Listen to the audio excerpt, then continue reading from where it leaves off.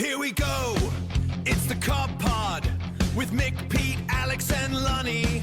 From the minis to the vets, for all your rugby bets. Cobham, home of Surrey's finest, the bar even has a wine list. The Cobb Pod, oi oi oi, the Cobb Pod. Holy moly! You're home for everything rugby. The Cobb Pod. Oh, sorry, it's been a while. It's been a while, isn't it? It's been too long. Yeah. Too long. Too long. That's Too long. music Missed to that someone's song. ears. Yeah. So 7 weeks. Is it chaps. really? Such a. I think is that because we're just full of international, mysterious travellers. It's been so long. It's Yeah. pre-season. It's almost It is pre-season. already. Bloody felt like it out there tonight. Oh, here we go. It's episode 14, guys. The final episode of the season. We got a lot to catch up on. Yeah. So, Pete, what have you done? What have you done over the last 7 weeks? The last 7 weeks. My daughter Kate got married. Oh, Like, congratulations, Kate. like a half day thing. Yeah. Fantastic. I mean, it couldn't have gone better. She had the best day ever. I had the biggest hangover ever. Was that during that extra hot weather? Yeah. Oh, was Yeah, it we were really? in Bluestone Court near Ross-on-Wye, and the venue was fantastic. The staff were brilliant. The weather was unbeatable. She was, I mean, yeah. really good. A lot of fun. Oh, and I bumped into Alex at the gym. Can you believe that? Alex in the gym. Like that? Nah, mistake. I was just dropping Larry off. How are you, Ali? You did all right? It's the working in the civil service is the job that keeps on giving. Yeah. Generally the same thing again and again and again. But it's been good. Yeah. Apparently there are still criminals out there, so I've still got a job. It's great. Tip top. Lunny, how are you, mate? I know you've been away and Yeah, doing all sorts. just a bit more travelling in work, but pretty good. Busy. I've enjoyed watching a bit of rugby at home. You know, not Yeah. saying I missed the club Yeah. yet, but I'm sure I'll get to it Yeah. by the time we kick off pre-season. But yeah, I've been away a while. Nice. Oh, go on, Pete's waving his hand. All that good stuff, but we have actually lost an all-star.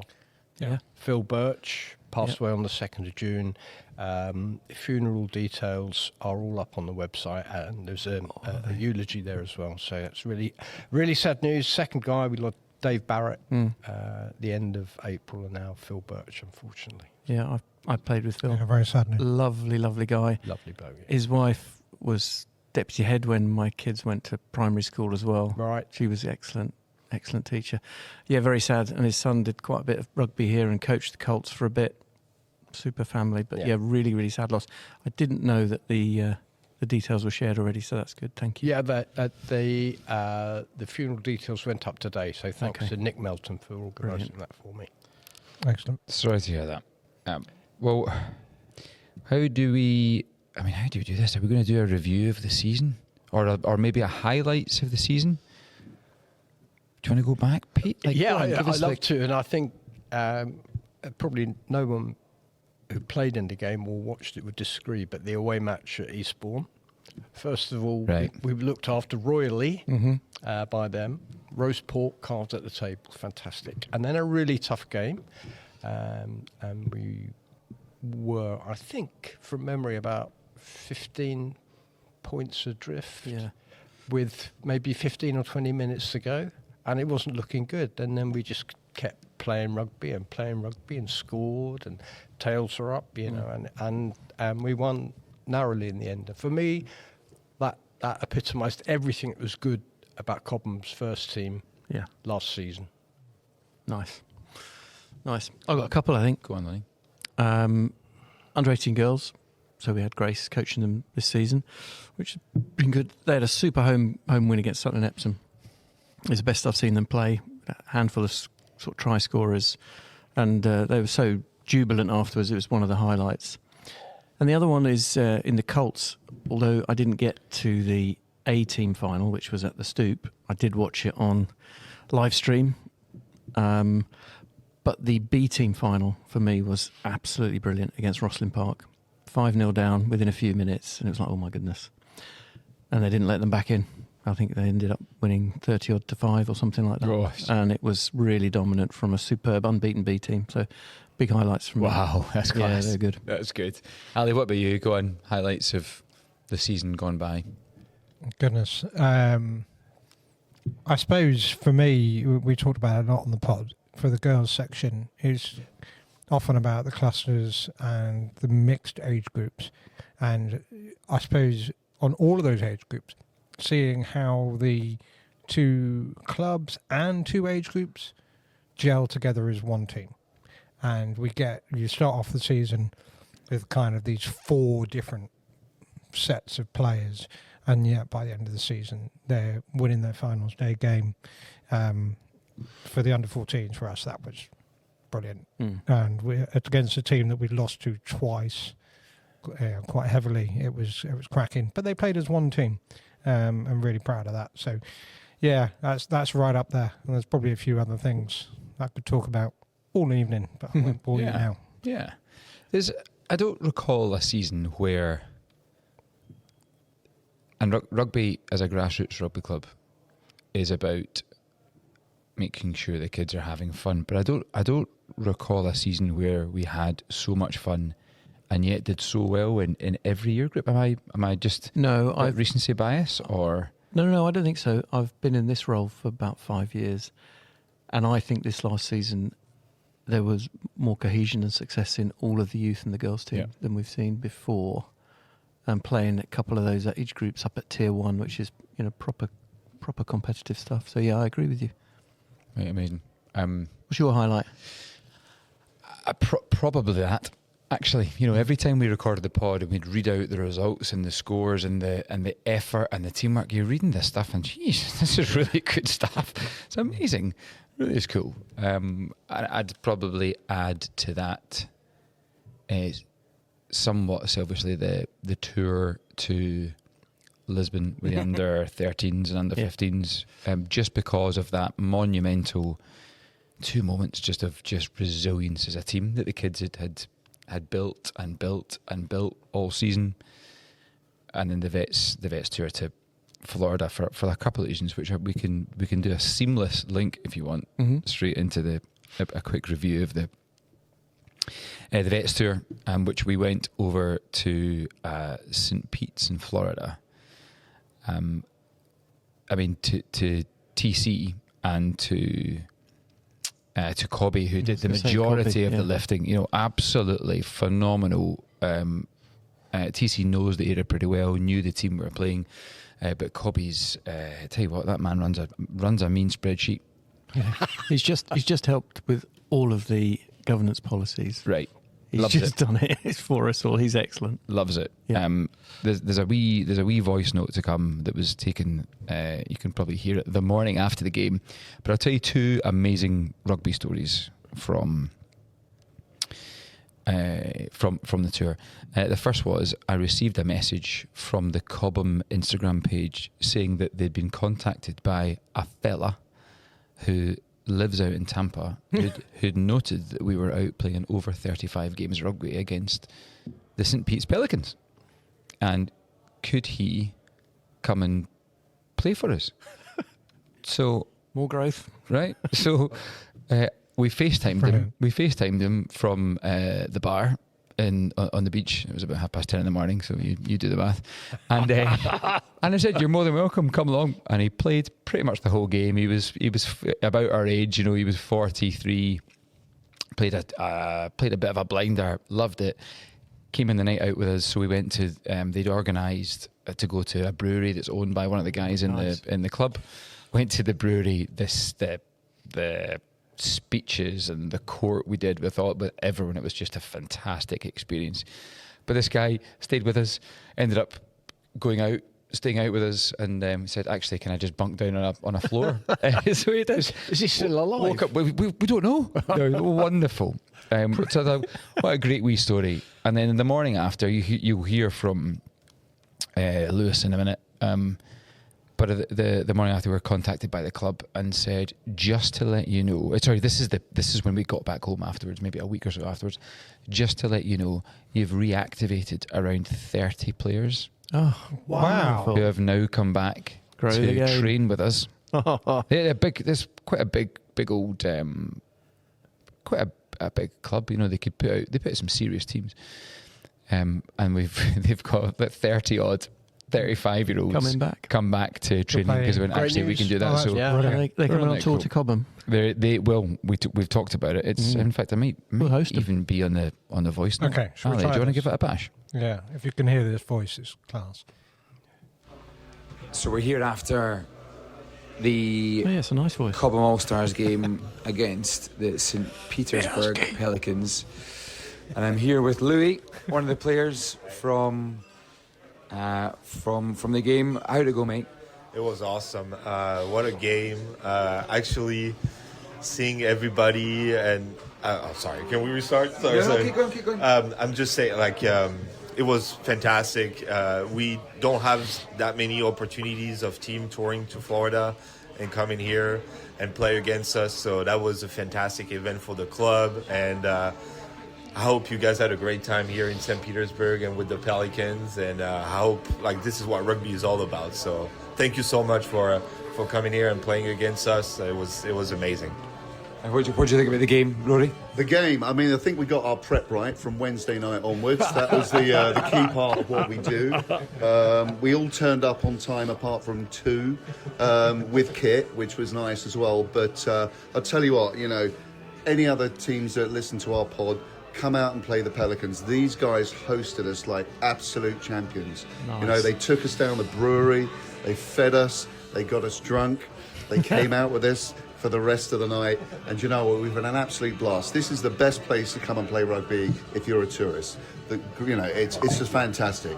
As long as you don't mind the sandpaper that is the field. The first time my head hit the floor, I just lost most of my forehead. But you know what? What a great bunch of guys to play rugby. And you guys have got some good songs too.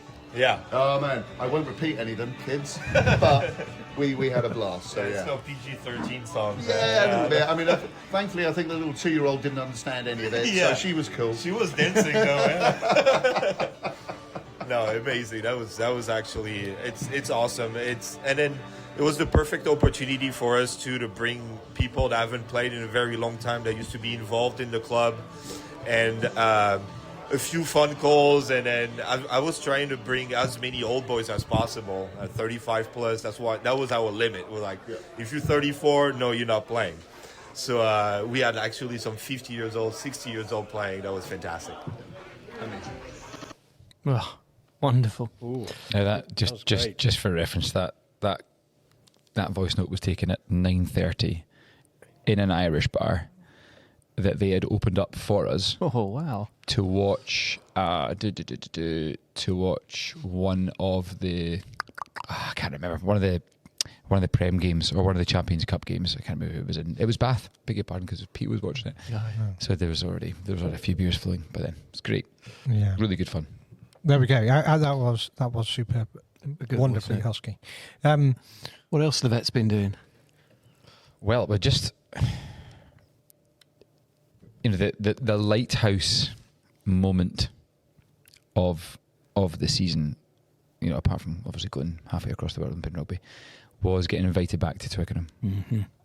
And it was a really emotional moment in the change room before. So just so everyone's aware, Cobham were very luckily asked back to a charity day to go and play on the hallowed turf at Twickenham. And I shouldn't care too much about playing at Twickenham, but I'll still tell you it is a very, very, very, very special moment.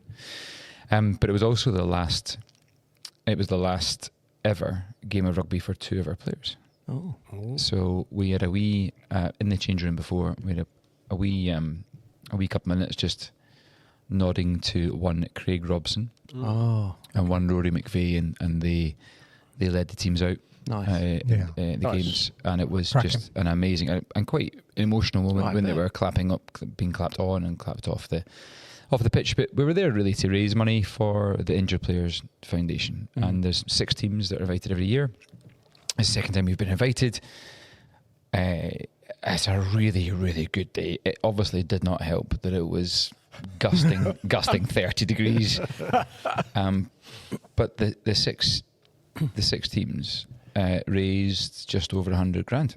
That's good work. Oh, That is cracking. good. I was Isn't it waiting good? for that number. I didn't expect it to be that big. That's tremendous. Really good. And the quality of rugby was phenomenal. And we were there joined by Duncan Alexander, who was a Cobham player who had a stroke after playing a game. Yeah. Here back at home, and the IPF have done a really good job in getting Duncan back out playing golf, actually, Wow. as just something for him to just keep going, keep moving. And so it was great to speak to him after the games. And in fact, we've got a secret mystery guest, don't we? We have. Special guest. Should we bring him in? Yeah. All right, let's do it.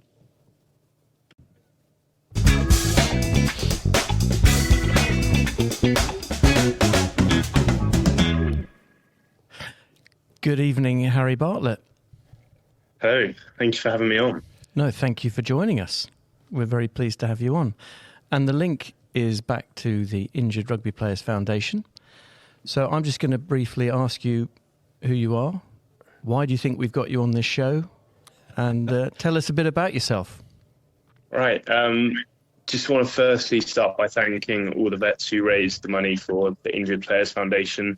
They are an incredible charity, and I'll go into that a bit more later on. So as Lunny said, my name's Harry Bartlett. I'm 21 years old, and I am currently studying at Liverpool, studying economics. I've played rugby since I was 4 at Brackley Rugby Club throughout under the whole age group up to Colts and then men's, before going to Liverpool University, where I played rugby for the last 3 years. And this year I was captain of the first team, and we were playing an away game against Sheffield on the 3rd of December, and I went in for a tackle, got my head on the wrong side of a player's hip, and unfortunately broke my neck and suffered an incomplete spinal cord injury. Wow. So Okay. tell us about the immediate sort of next, let's maybe do a couple of weeks, if that's all right, Yeah. and then we'll move on from there. Of course, I didn't quite know what had happened, really. It was all a bit of a shock. I couldn't move any part of my body straight after the tackle, and I think sort of deep down I knew something wasn't quite right here. For playing rugby for 15, 16 years, I've never experienced anything like this. So I got taken straight to hospital, went through some tests, and it showed that I had broken a bone in my neck and suffered a spinal cord injury. So I then went through 2 surgeries to repair the damaged bone. I had a cage put in to replace the C5, which is the vertebrae that I broke, a plate over the front, and then the other surgery was 2 screws in the back of my neck. I ended up spending just over a month in intensive care due to a chest infection, which I developed while in hospital. So I had to be put on life support for about 6 weeks, which was effectively breathing for me until I was able to do it myself. I then moved to the Princess Royal Spinal Unit in Sheffield on the 5th of January, which is a rehab facility specifically designed for patients with spinal cord injuries. And that's sort of where I began my rehab journey, sort of learning how to sit, stand, walk again, and sort of everything in between. Now, I think it's interesting when we came up to see you in December, the amount of good fortune that your parents and you were saying about where the injury happened, where the hospital is, where the spinal unit is. Give us a sense of that.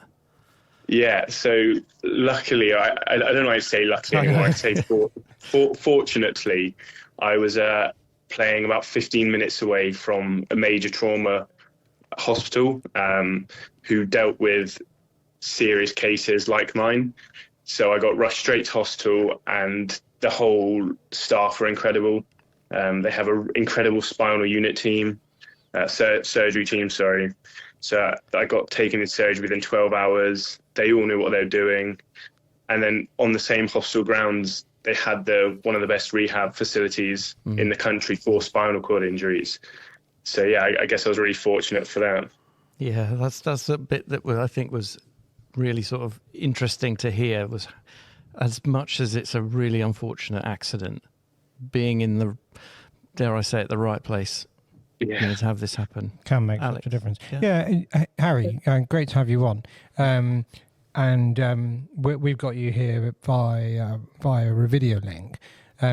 You talked about having to learn to sit again and other things a moment ago. You're almost as moving in your seat as much as I do. Where are you now on the journey? Because obviously, 6 months ago, 6 months in. Yeah, 6 months ago. I'm currently able to walk around relatively independently. So I use a crutch and a walking device, which helps lift my left foot up, which I have a bit of weakness with. And most of my body movement has come back. I've got a bit of weakness in my left hand, so I can't really move that very well. And on top of the spinal cord injury, I sustained a nerve damage to my shoulder. So I also have a bit of struggle moving that. But other than that, I've come quite a long way since the accident, I guess. Yeah, it's incredible. Amazing news. And your parents moved up, didn't they?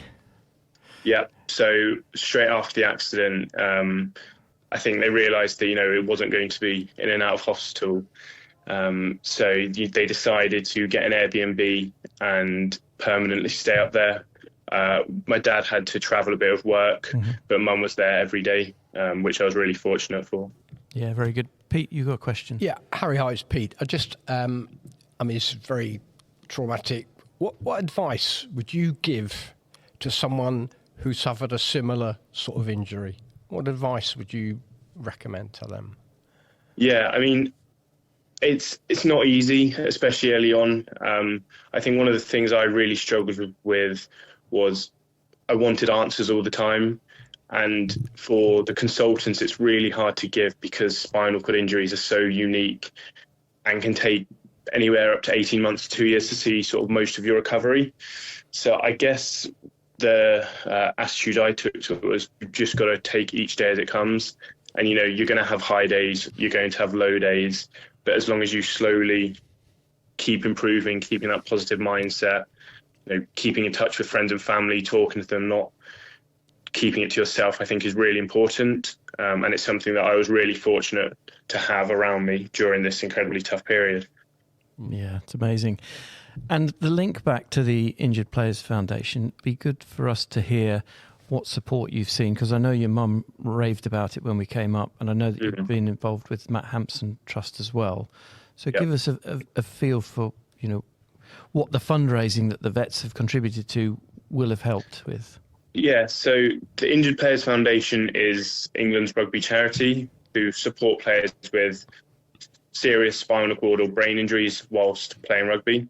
And the support they offer can range anywhere from lifelong support, so helping you with whatever you need for as long as you're alive, helping with rehabilitation, offering specialist equipment, any home adaptations you might need, and also just sort of the emotional and psychological support that some people might need as well. They're all about trying to sort of give you as much independence as possible. Very early on, they got in contact with my mum. I think it was within 2 days of the accident, and the rep who was in charge of my case came up and saw her, and they were just incredible from the start. They had all the answers that we needed. They supported my parents whilst we were up in Sheffield. They paid for my ankle device, which I needed. And they've also currently paying for my private rehab, which I'm currently taking place in. Yeah, it's amazing, isn't it? Because you're in a place called Hobbs. Is that where you are right now? Yeah, correct. Yeah. Yeah. And again, they facilitated that. So it's brilliant work that they've done. Are Alex? Mick, are we getting invited back next year? I mean, we hope so. Yeah. So Harry, we were invited to the fundraising match. Mhm. Whether we'll get invited back, there was no bad behaviour. Yeah, you're was well there? behaved, I think. I mean, I can put in a good word for you guys. yeah, that'd be great, mate. Do that, Just- thank you. the good behaviour Yeah, was I mean- certainly within the grounds of Twickenham, but outside where all bets were off, I think. Yeah. Go on, Harry. Matt Hampson also have been incredible. I've not been in contact too much with them so far. They're a lot more post hospital, but they're aimed at young sporting spinal cord injuries and trying to create a community and people who you can talk to. One thing that I struggled quite with in hospital was most people there were either older or they weren't sporting accidents. So it's quite hard to relate to anyone with a similar situation. So I guess I'm really forward to going to the Matt Hampson Foundation and being able to talk to people who have gone through similar things, who are 2, 5, 10, 20 years down the line, and just sort of get their advice and just have someone to talk to more than anything. Yeah, and I think you go on, Alex. Yeah, I was just going to say, I presume donations are still accepted. Oh yeah, I'm sure they are. Yes, of course. Yeah, Um, always. Both Matt Hampson and also Injured Players Foundation. Okay. One of the things I picked up when we came to see you was your intricate knowledge of exactly what's happened to you. And I guess you're in a situation where nothing else really matters except what the surgeons and the physiotherapists are telling you. Yep. But is it fair to say that because of the special care and everything that you've received and your dedication, you've met the expectations of the recovery team? Yeah, I definitely think so. Like I said earlier, it's hard for them to sort of predict where you're going to be down the line. But they relatively early on, one of the consultants said, "Harry, we think you'll walk out of here again." And throughout my entire time there, that's sort of what I always had at the front of my mind. Even at one point, it might have looked years away, but I just kept going away, working hard. And I wanted to achieve that goal. I'm 21 years old. I want to live as normal as a life as possible, really, and just be able to do everything with my friends. That's what I was constantly working towards. Yeah, it's an amazing story. Oh, Harry, amazing. I'll just a side note to say how well you're doing your rehab. I had a really good pal of mine just fell off his bike. Fell off his bike. He actually was cycling down a dirt path and he hit a tree had half fallen over on it, and he broke his neck and he was in rehab, I would say, for over 18 months before he was anywhere near where you are in your thing. It just goes to show, these things can happen anytime, but you've obviously done a really good job in getting, back as quick as you can. So well played, pal, because you sound... Thank you, I appreciate it. You sound a very positive human being, and we all need a bit of that in our I lives. try. We do. Yeah. We do. I definitely try. So, look, I will just say a huge thank you, because it's been a great link, because I know the vets have done this for a couple of years now, and to have a real example of the good work that the foundation does, and the chance to talk to you before Saturday when you're coming for a barbecue. Yeah, look forward to that. Is excellent. So it's a huge thanks from all of us. Great stuff. Love it. Thank you guys for having me on. Thanks, Like I Harry. said, All the best. Just want to thank the vets for everything they've done. I really appreciate it. It means a lot.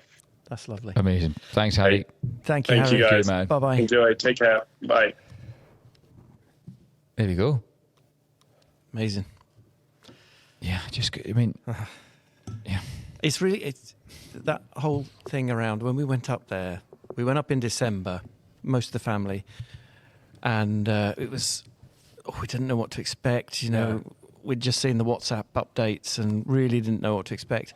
And when I left, I thought, "Wow, this is amazing." It's not amazing what's happened to him, but it's just amazing the care and the dedication of people and the fortuitousness of being in the right place and having this team that are focused on him and him just putting in every sinew of effort to get better. It's amazing, absolutely amazing. Wow. So yeah, well done, Harry. Good on you, pal. Good work. And well Good on done, you. vets and fundraisers. Yeah. Yeah.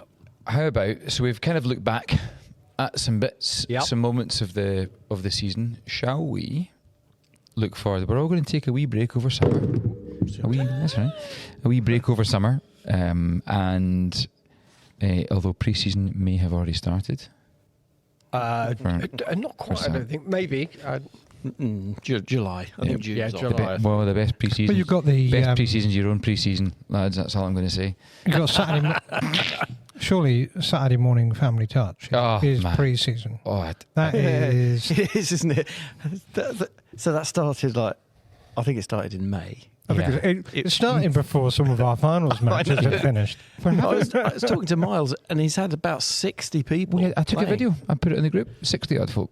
So Wow, it is Just amazing. It is so much fun. fantastic. It's gone from Yeah. strength to strength. And that, again, has been running since post-COVID, hasn't it? Yeah, I think. and these guys, 5 there's years. the little touches like Matt Pettican will just open his open the boot of his car up.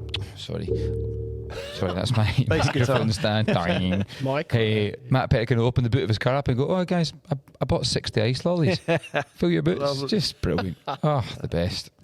We might actually turn that into a bring your pal sort of day. Yeah, I've said that Yeah. to Miles. I said, just encourage people to bring people down. You know, I'm trying to get some... Stick a Barbie on or something. try and get some flyers for people who want to join the club and see what it's about. But that's a really good start. It's a really good introduction to Cobham, I think. Lovely. Pete, do you want to take us through, because there's some differences obviously this season for the ones? Yeah. If I start with just the pre-season, some dates for your Dates for the diary, all right. Okay, Here so we go. Friday night lights. I assume these are both here. I'm guessing. Yeah, there will be. Yeah. 21st of August, we have a match against Teddington. And then on the 4th of September, University Vandals, Hey, our or Weybridge friends. Vandals as Yep. they are now. And our first league game, 12th of September, although we've actually no idea where that is yet, but we do know, if I could find it. Quick nudge to Damien Porter, who I played with here when he was a Cobham member, who's just stood down as DOR at Vandals, and George Right. Pettigan, another ex-Cobham player and coach, Yeah. has taken up that role. I saw that on LinkedIn, so congrats, George. It will be good nice. to see those guys, and we played them 3 times Yeah, last yeah. year, I think, didn't we? And, Great club. and they're a great bunch. We had Yeah. a fantastic lunch over there before the Great vets as well. league game. Love the vets. Yeah. So we will be in Region 2 Southeast. South East? Vandals will actually be in Region Yeah, it's 2. kind of split. So it's Hold not on, like, hold the on, same- hold on. Central. So we won't play them in the league this year. It's basically if you look at it on the sheets, Mileage. rugby leagues systems is basically a pyramid scheme. what are you saying? Because but we're on the cusp. So when we get promoted to level 6. Yeah. But you could be 2 miles down the road and we would be in the Thames level 6. But because we're this far up, Where the we've been A3, before, by the we're on way. the southeast level 6, and therefore we get a fair amount of travelling. I So- thought you were talking about pyramid schemes. I thought you'd think like big Bill Sweeney's at the top are raking in the cash. Well, I mean, I'm not going to say that. I mean, there's what is that word? Allegedly. Yeah, But this happened to us before, Pete. Yeah, This happened about, I don't know, 15 years ago. Yeah. When it was the old London 3. Folkestone and Yeah, places and we like that, yeah. we got Aylesford Bulls. moved across, and it was Aylesbury. down. We challenged it, and it was, I can't remember who the other team was. It might have been, I think it's Reeds. it was Reeds, yeah. And we were about 13 miles less travel to go into that league than they did, so we got pushed right. Yeah, it was something really marginal. Yeah. it's quite. There's some distance teams here. So in Region 2 Southeast with us this Oh, year. go on, let's hear it. Let's hear it. Some old friends and some old enemies. Oh, and some go on. new friends. Go on. Battersea Ironsides are there. Yeah. Local. Beckenham. Good bunch of lads, Yep. actually. Beckenham. Yeah. Yeah, all right. Nice little Brighton. trip. Yeah. Bromley. Ourselves, obviously. Dartfordians. So a nice away trip there. Gravesend. Right. Another beauty spot. Hammersmith and Fulham. Horsham. Oh, yeah. Medway. We've been there before. Yeah. It's Medway. They're a good side. Old Eltamians and Sutton Epsom. So Have for you? a Surrey team, we seem to be playing most of our games in Kent or London. But, Yeah. you know, that's What was the second Yeah. last one? Old Eltamian. Old Hamian? Eltamians? Yeah. El- it's- What's Eltham. Eltham? So basically, that's Blackheath, isn't it? Yeah, it is. not, yeah. But they quite that were. I don't get this wrong, but they were quite high up. They were like level Yeah. 3 or something. A big, Yeah. but they seem to have come down. I don't know the full story. And I think Brighton, they must have come down. I think they were. How did Brighton end up in? I mean, they've got. Listen, I'm blaming you. I am Pete. glad I it's know. not my job to Looking sort at you, out. I'm blaming you. Because it depends who comes down, who comes Sure. up. Oh, kind of. That's never Like I perfect. said, it's just like some weird. Some good period. trips though. Some good trips in there. Yep. I'm sure. Yeah, some lovely ones. Trips. Yeah. I hope Meltz has got his checkbook out for coach journeys. That's the. We will see. All right, and then so what does the cup change now? They're in a different league, or is it the same No, I cup think it's the structure? Same thing. Isn't Same. Okay, can't wait. And I think I'm not going to read this thing next out, which says here, "Do not allow children to use AGP without authorization." Let's ignore that one. Can we talk through this new app that it? Yeah. that Marcus and Stumps Stumps have have come up. brought Yeah. out? Yeah. Have you seen it? Yeah. You dialed up to it? Atomic Speedworks? I have shared it with all the youth age groups. Right. And I've been working with Stumps about when we're going to try and get some dates in for benchmarking. Okay. So we're looking at probably Wednesday evenings. He's going to use sort of dead ball area to do a lot of it. And then there's a whole program, isn't there, that follows it. And I get the impression it's about a 6-week program. Yeah. I think. I haven't looked at it in too much detail, but I've only just sort of got hold of it and shared it. But Right. yeah, it looks like a good app. So So if you're in the seniors, if you're a ones or twos player, even occasional, I think there's a new WhatsApp group to sign up to that's a one-way transmission directly wired into Billy's head. Where his thoughts just get laser beamed onto this thing. So if you're not on that WhatsApp group and you're in the seniors pool, get onto it, because in there Dave will give you some instructions for the app. Good. As well. All right, and then what about pre-season for the youth? I think we're going to start doing Wednesdays at some days, at Wednesdays and Sundays. yeah, so I've just actually sat down with Harry and we'll work that through. Nice. So with the under 12s, 13s and 14s boys, we're going to start you in August, and we're going to do a group session led by Harry. So a bit of coaching and a big mix in 6 till 7 on a Wednesday. Yeah. And then the older age groups will follow. So the girls will get on to the AGP, because we're doing all of this with like one pitch, right? Until the season starts, which is very difficult. And then the Colts and under 15s, I think, will do their thing, and the girls 7 till 8. And then what we're going to try and do on Sunday is, I think we'll have a block of about 5 or 6 hours. We'll try and give each age group an hour to do their own thing. So we get Harry across as many age groups as we can, touch as many coaches as he can, and advice, which is cool. So we'll run that, certainly for the younger age groups to August. The slightly older age groups we may well start mid-July, but we're going to publish all of that. And then, as usual, we've invited John Bates back for the first Sunday. Great. Harry and I have had a couple of Zoom calls with John talking about the content. We've sought input from a lot of the coaches about what do they want to see. So we've got a really good program for that September the 6th afternoon. And as usual, he's going to do a minis fun coaching activate type thing for the under 5s, the under 8s coaches. So we'll get flyers put out for those things. But that's all ready to rumble. Good stuff. Oh, it's only around the corner, lads. It's only a few weeks away. Can I just talk about? We were talking about highlights of the season. Go on, Ali. Right. Something's popped in. I'm not trying to take us back to the beginning of the conversation, considering we've been here for 45 minutes so far. But under 12s this season, they had a great season on the rugby pitch and really excelled in all sorts of spaces. Stats to die for, love it. But they've also done really well in terms of their volunteers.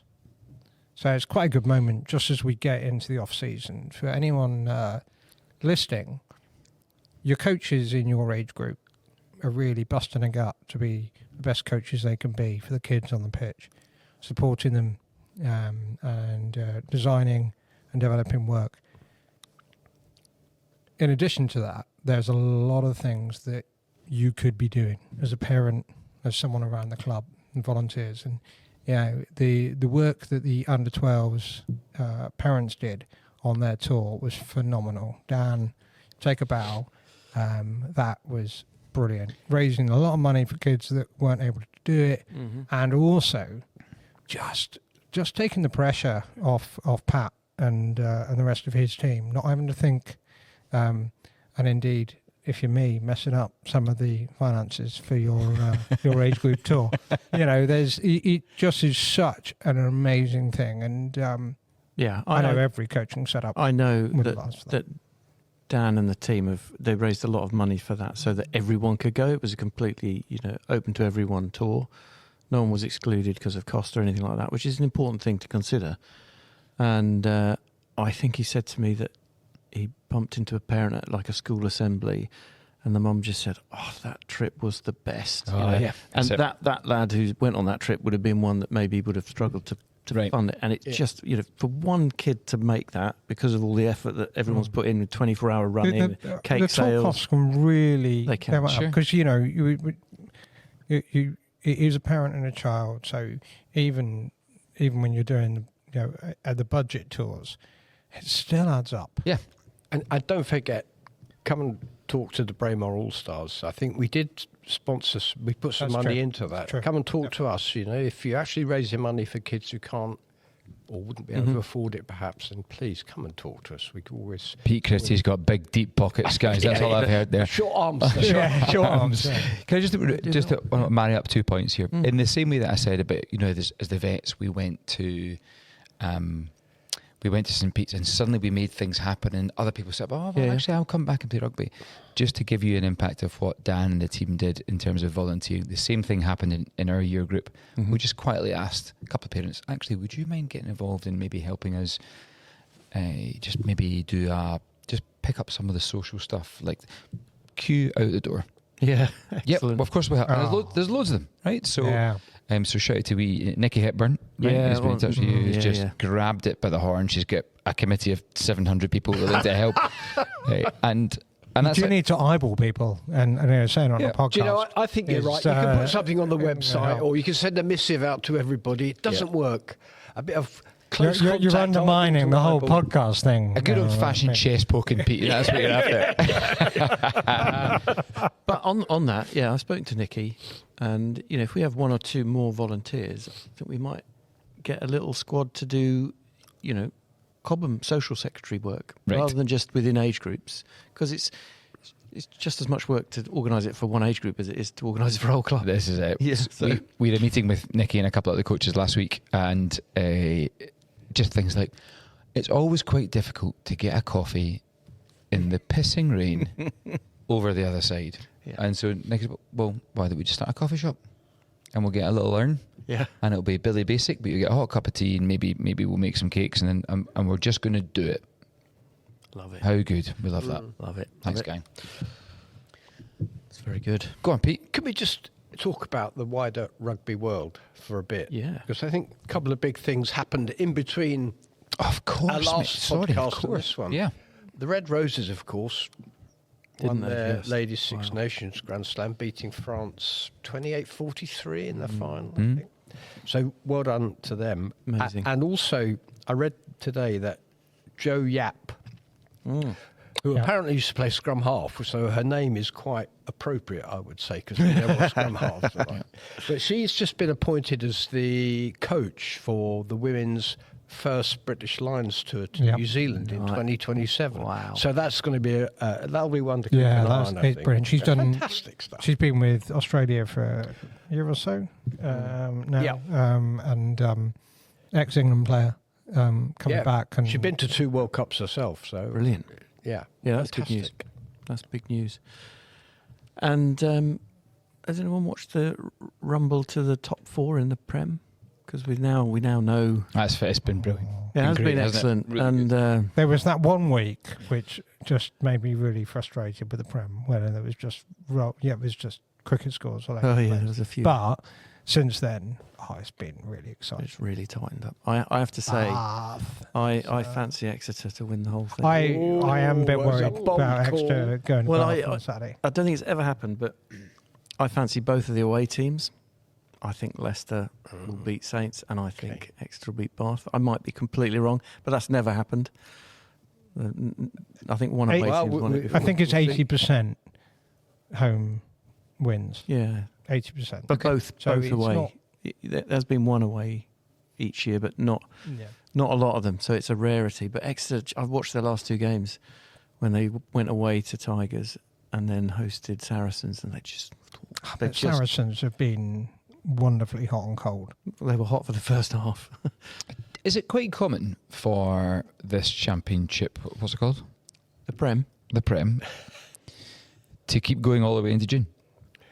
Yeah, seems to be. Is it always been the case? You should watch the French. I just the French don't- finals The are in French keep August, going aren't into they? July before It's starting in kind- August. Yeah. It's kind of been pushed out. Probably 'cause because of of strike the halfway through. breaks for the European rugby sort of create a 2-week hiatus. Well, they break for the Six Nations now as well. So Yeah. you have this massive jump. So who's winning who's going to win the Prem, Ali? Bath. Of course.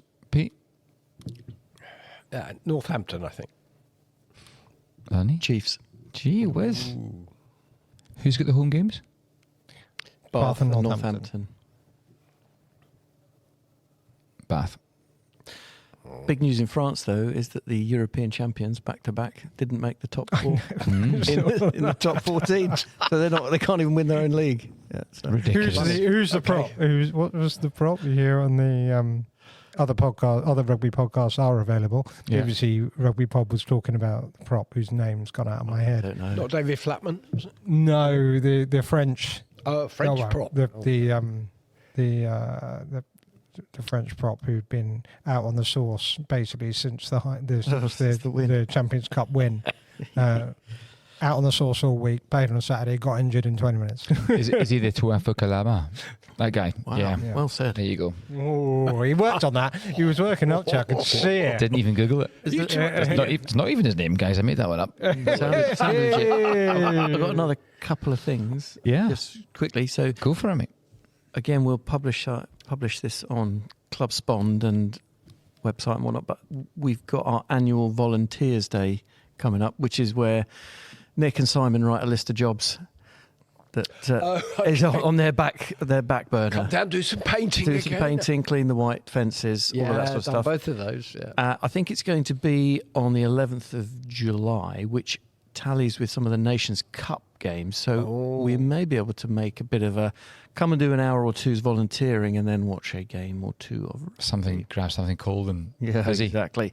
So we will build towards that and try and get some commitment from people, and maybe we'll put on a barbecue and stuff. I remember last year Nick cleaned the rugby posts. Did he? Yeah.